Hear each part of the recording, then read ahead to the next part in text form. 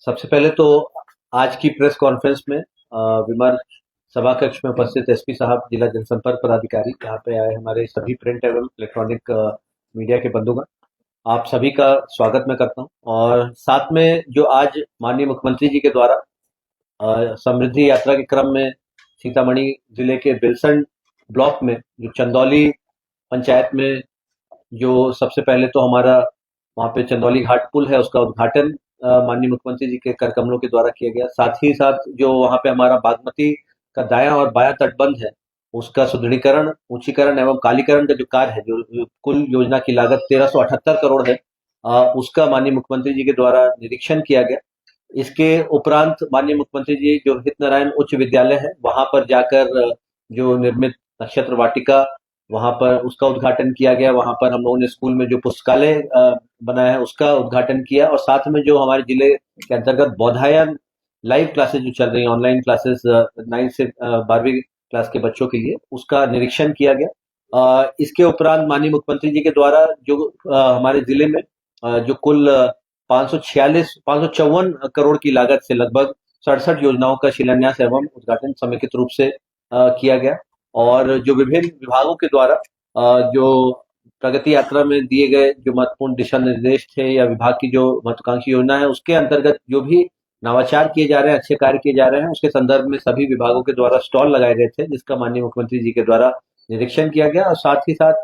कुछ हमारे ऐसे लाभुक हैं, लाभार्थी हैं, जिनको चेक का वितरण या कुछ किट का वितरण माननीय मुख्यमंत्री जी के कर कमलों के द्वारा किया गया। और इसके उपरांत माननीय मुख्यमंत्री जी ने जो समीक्षा भी की, जो सरकारी स्तर पर जो विभिन्न दिशा निर्देश प्रगति यात्रा के क्रम में दिए गए थे, उसकी समीक्षा करते हुए माननीय मुख्यमंत्री जी ने उसके उपरांत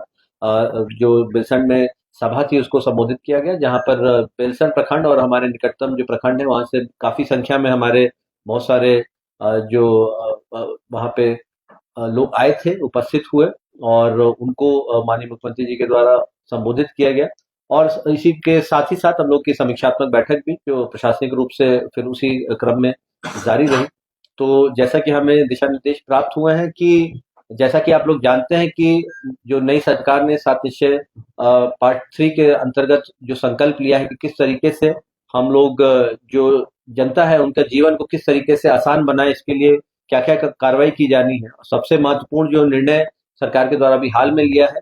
कि जो अभी सोमवार को और हर शुक्रवार को जन संवाद कार्यक्रम करना है सभी कार्यालयों में। और जैसा कि आप लोग जानते हैं कि शुक्रवार को तो हम लोग नियमित रूप से जिला स्तर पर और सभी थाना, प्रखंड, अंचल, हर एक कार्यालय में हम लोगों ने पहले से ही लिखित आदेश निकाला था, और हम लोगों ने प्रयास किया था कि हर जगह सुचारू रूप से जनता दरबार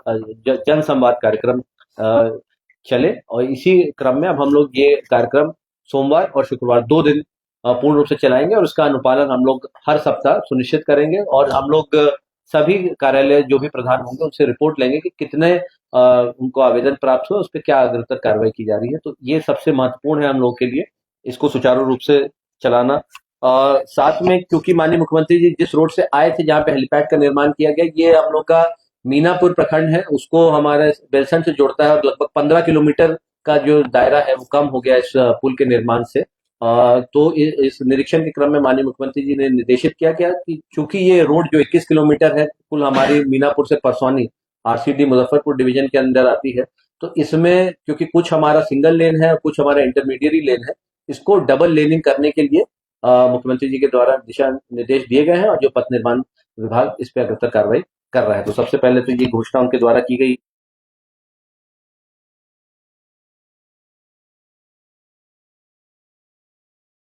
जा रही है। तो लगभग हमारा 504 एकड़ का जो भूमि अधिग्रहण का कार्य जो चल रहा है सोनबरसा एवं नानपुर प्रखंडों में, उस कार्य को गति दी जाए, और जल्दी हम लोग इसमें अधिसूचना भी निर्गत करेंगे, ताकि जो हमारा जिला है यहाँ पे औद्योगिक विकास के क्षेत्र में भी अच्छा काम हो। पहले से हमारा 47 एकड़ का बियाडा की भूमि चिन्हित है, जिसमें कुछ अभी हमारे कुछ ऐसे